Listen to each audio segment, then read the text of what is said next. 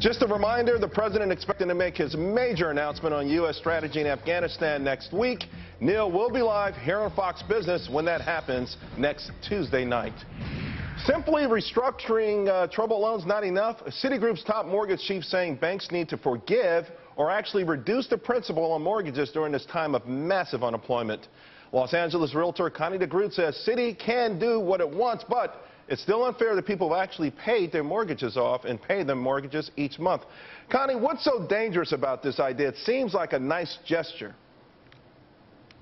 Well, first of all, it's very unfair to somebody that has put a sizable down payment towards a purchase, or let's say that you've paid off your mortgage and you spent 15, 20 years paying that off, and you've lost over the last couple years a lot of your equity. It's terribly unfair. Also, the redefault rate for people that have just had loan modifications is about 50%.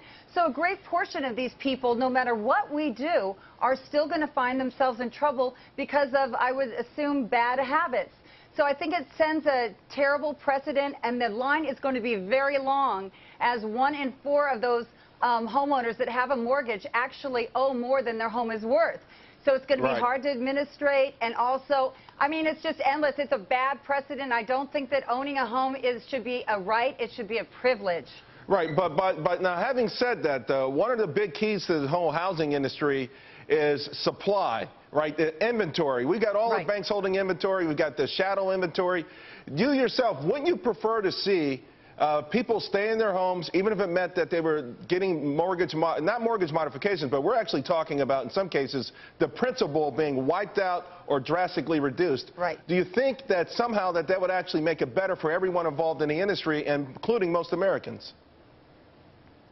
You know, I think that lenders can, on a case-by-case basis, elect to, in certain circumstances, do that and take whatever steps they need to in order to keep that homeowner in there. But to say it to the world that, hey, if you bought at the peak of the market and you're underwater and you didn't have anything really invested, that now you can get your home for today's prices, is a terrible precedent. I also believe that there's been lots of money that we're always talking about that's on the sidelines, moving into treasuries, gold, silver. At a certain point in this market, real estate will become very attractive, even more so attractive, and money will float back into real estate. But Connie, so I think we need to be patient and take more time. But do you think that the person who's paid off their home, that they really would prefer to see maybe their neighbor get help to this degree, or rather see an empty house that's knocking down the value of their own home? Do you think there would be resentment against that?